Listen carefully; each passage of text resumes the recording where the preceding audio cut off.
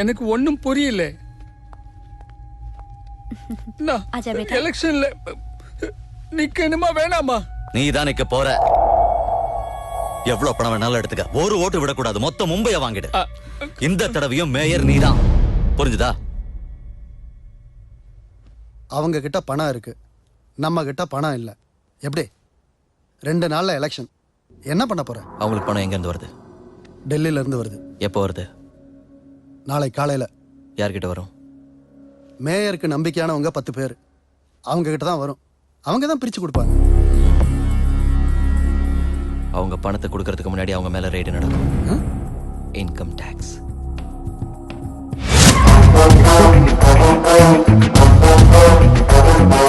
चला चला साला घेर के अब मिटा मिटा सब जोर से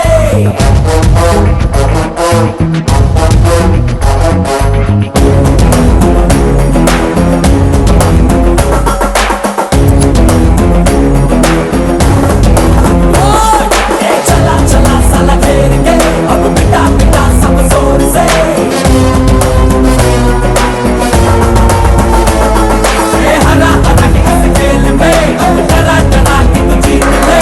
இன்று மும்பை நகரத்தில் சில மர்ம நபர்கள் பிரபலங்களின் வீடுகளில் ஃபேக் ஐடி ரைட் நடத்தியுள்ளனர். இன்கம் டாக்ஸ் அதிகாரிகள் என்று கூறி பிரபலங்களை குழப்பத்தில் ஆழ்த்தி பணத்தை கொள்ளையடித்து சென்றுள்ளனர்.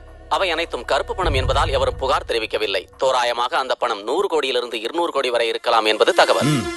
இந்த கொள்ளையர்களை போலீசார் தேடி வருகின்றனர். அவனால் தான் இந்த மாதிரி பிளான் எல்லாம் போட முடியும். இந்த மாதிரி கிரிமினல் ஐடியாஸ் மும்பைல இவனுக்கு தவிர வேற யாருக்கும் வராது. நம்ம தலையெழுத்து தாராவில ஒரு பெரிய ஹீரோ. இவன் நினைக்கிற மாதிரி லாலு மட்டும் மேயர் ஆயிட்டா மும்பை உருப்படாது. அவன் பக்கத்திலே நெருங்க முடியாது. அரே கோடி கோடியா யாரு ரைட் நடக்குதுன்னு எனக்கு சொல்லணும்ல. ஏன் என்ன செய்ய சொல்லுதியா? போன் அப்படின்ட்டானுவ, கதவை மூடிட்டானுவ, உங்க பணத்தோட சேர்ந்து எங்க பணத்தையும் கொண்டு போயிட்டானுவ. ரைடுக்கு வந்தவன பார்த்தா தெரியாது ஒரிஜினலா டூப்பானே. என்ன சார் பேசுறீங்க? ஒருத்தர் என்னன்னா கன் எடுத்து டேபிள் மேல வைக்கிறான். இன்கம் டாக்ஸ் ஆபீசர்ஸ் கூட கன்னு கொடுக்குறாங்கன்னு நினைச்சிட்டோம். நானும் கொடுத்தேன்.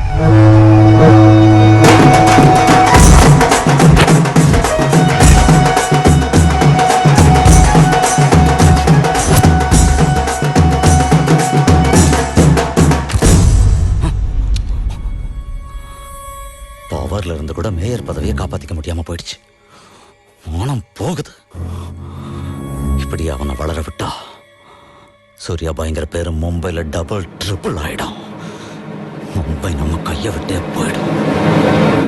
அவனை தடுக்கணும். நீ தெரிஞ்சே தப்பு பண்ற சித்ரா. அவன் உன்னை ஏமாத்தணும்னு நினைக்கிறப்போ நீ அவனை லவ் பண்ண. இப்ப அவன் நிஜமாவே லவ் பண்றப்போ நீ வேணான்ற. அதெல்லாம் ஒரு லவ்வா? அவன் ரியல் லவ்னு எனக்கே புரியுது. உனக்கு ஏன் புரிய மாட்டேங்குது? அப்படி சொல்ல அவளுக்கு. உனக்கு இருக்கிற அறிவு அவளுக்கு இருந்திருந்தா இந்நேரம் 4 பிள்ளைங்களை பெற்றிருப்போம். மனுஷங்களை மிருகம் மாதிரி கொல்றவங்களை யார் லவ் பண்ணுவா? உயிரோட அருமை தெரிஞ்சாதானே. மனுஷங்க உயிர், அதோட அருமை எனக்கு தெரியாது. என்னது? ஃபிஷ், டூனா ஃபிஷ். இந்த பூமியில 600 கோடி மனுஷங்க இருக்காங்க. அதுல பாதி பேரு தினமும் கடல்ல இருந்து மீனை பிடிச்சி சாப்பிடுறாங்க. வேக வச்சு வறுத்தெடுத்து குழம்பு வச்சு மசாலாங்கிறாங்க, ஃப்ரைங்கிறாங்க. நீ என்னடானா டியூனா ஃபிஷ்ங்கிற. காலங்காலமா நீங்க கோடிக்கணக்கான மீனை சாப்பிடுறதுக்காக சாவடிச்சா அது பெரிய மேட்டரே இல்ல. எப்பயாவது ஒரு மீன் ஒரு மனுஷனை முழுங்கிட்டா அத பெரிய மேட்டர் ஆக்கிடுவீங்கல்ல. ஒரு சின்ன சொரா எவனையாவது பீச்ல கொஞ்சமா கடிச்சா போதும், உலகத்துல இருக்கிற எல்லா நியூஸ் சேனல்லையும் போட்டுருவீங்க. ஜாஸ் 1, 2, 3ன்னு உடனே சினிமா எடுத்துருவீங்களே. உங்களது மட்டும் தான் உயிரா? அதுங்களது இல்லையா? மூஞ்சி மோரையும் பாரு. லவ் பண்ணலான்னு வந்து அட்வைஸ் பண்றான். என்ன சாவடிக்கிறதுக்கு நிறைய பேர் சுத்திட்டு இருக்காங்க. அதுக்கு என்ன பண்ண சொல்ற?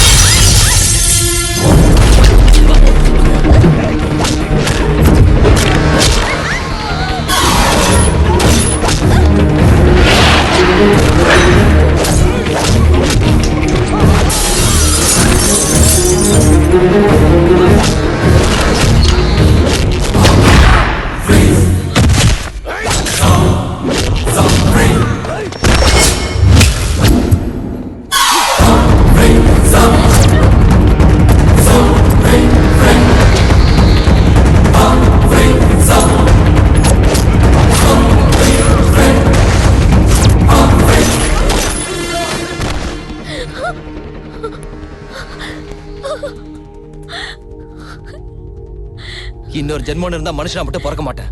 சாவடிக்கிறானுங்க. இதான் என் கடைசி ஜென்மம். மறுபடியும் கிடைக்க மாட்டேன். என் கூட வந்துரு. எப்படி வர முடியும்? இப்படி டெய்லி கொலை பண்ணனோட எப்படி வர முடியும்? ஏன் மிருக மாதிரி நடந்துக்கிறேன்? அப்பப்ப டெரரிஸ்ட் பாம்பு வச்சுக்கிட்டு இருப்பாங்க ஐடென்டிக்காக. அப்பப்ப விநாயகர் பால் குடிச்சுக்கிட்டு இருப்பாங்க. நானும் இருக்கேன்னு. அதே விநாயகர் தினமும் பாலை குடிச்சா இங்க எவனும் ஊத்த மாட்டான். இந்த ஜனங்களை பயமுறுத்தணும்னா அப்பப்ப மர்டர் பண்ணணும், இல்ல பால் குடிக்கணும். குடிடா, நல்லா குடி. என்னைய கொன்னுட்டு என் ரத்தத்தை குடிச்சிரு. என்னை விட்டுட்டு போகாத. அப்படி விட்டுட்டு போனீன்னா இன்னும் டேஞ்சர் ஆயிடுவேன். எப்படியோ போ, எப்படியோ கெட்ட நாசமா போ.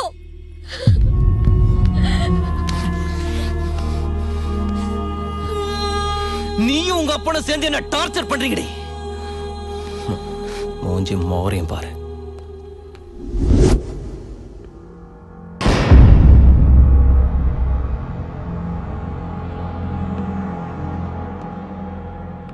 பிசினஸை இம்ப்ரூவ் பண்ணணும். Surya exports and imports office இப்ப இந்த மும்பைல இருக்கு. இதோட பிரான்ச்சஸ் ஆல் ஓவர் இந்தியால இருக்கணும். சிட்டி, டவுன், மெயின் ஏரியான்னு ஒண்ணு விடாம இந்தியால எல்லா இடத்துலயும் நம்ம ஆபீஸ் இருக்கணும். அந்த பிரான்ச்ல வேலை செய்யறதுக்கு ஸ்டாஃப் 50 பேர் எனக்கு வேணும். அந்த ஸ்டாஃப் யாருன்னா லோக்கல் ரவுடிஸ். இந்த ரவுடிங்க எல்லாம் அரசியல்வாதிங்க கிட்ட அடிமையா கிடப்பானுங்க. எவனும் அவங்களுக்கு மாச சம்பளம் கொடுக்க மாட்டான். ஆனா நாம அவங்களுக்கு ஃபிக்ஸ்டு சேலரி கொடுப்போம். 50 லோக்கியோ.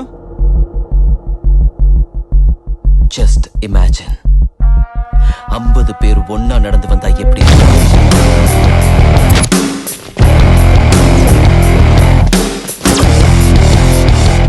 அதே 50 பேர் கையில துப்பாக்கியோட ஒன்னா எப்படி இருக்கும்னு நினைச்சு பாரு. ஒரு சிட்டியை கண்ட்ரோல்ல வச்சுக்கிறதுக்கு 50 பேர் போதும். ஊர்ல நடக்கிற சின்ன சின்ன பிரச்சனையில இருந்து நாட்டுல நடக்கிற பெரிய பெரிய பிரச்சனை வரைக்கும் எல்லா செட்டில்மெண்ட்டும் நம்ம ஆபீஸ்ல தான் நடக்கணும். அவங்க எல்லாருக்கும் சேலரி எப்படி தருவ? பணம் எங்க இருக்கு? அவங்க சேலரி அவங்களே சம்பாதிச்சுக்குவாங்க. செட்டில்மெண்ட் பண்ற ஒவ்வொருத்தனும், அது சின்னதா இருந்தாலும் பெருசா இருந்தாலும், அதுல வர்ற பணத்துல 2% சூர்யா எக்ஸ்போர்ட்ஸ் அண்ட் இம்போர்ட்ஸுக்கு கொடுக்கணும். ₹1,00,000 சம்பாதிக்கிறவனுக்கு அதுல இருந்து 2,000 ரூபாய் கொடுக்கறது பெரிய விஷயம் இல்ல. அவங்களுக்கு நம்ம சப்போர்ட் இருக்கும். எந்த பிரச்சனை வந்தாலும் நாம பாத்துக்குவோம். சின்னவங்க ஓகே, பெரிய ஆளுங்க கொடுப்பாங்களா? கொடுக்க முடியாதுன்னு சொல்றதுக்கு இது பிசினஸ் ப்ரொபோசல் இல்ல. It's an order. பிசினஸ் பண்ற ஒவ்வொருத்தனுக்கும் ஒரு ஆபீஸ் இருக்கும். அந்த ஆபீஸ்ல டேபிள் இருக்கும். அந்த டேபிள்ல நம்ம கன்னை வைக்கணும். இந்தியால இருக்கிற ஒவ்வொரு ஆபீஸ் டேபிள்லயும் நம்ம கன்ஸ் இருக்கணும்.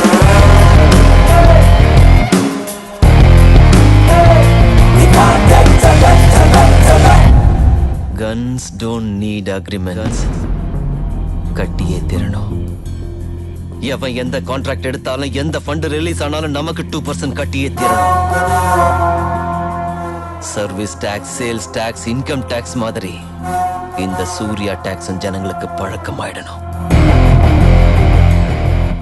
I want all the gangsters and rowdies under one roof. எவனுக்கு எந்த பிரச்சனை வந்தாலும் நம்ம கிட்ட தான் வரணும். அவன் கஷ்டத்தை நாம தான் தீக்கணும். பப்ளிக் கிட்ட ஃப்ரெண்ட்லியா இருக்கு. இந்தியால இருக்கிற அரசியல்வாதி, பணக்காரங்க எல்லாருக்குள்ளயும் ஒரு பயம் வரணும். அந்த பயத்தோட பேரு சூர்யா பாய். சூர்யா பாய் நான் இல்ல, இட்ஸ் அ பிராண்ட்.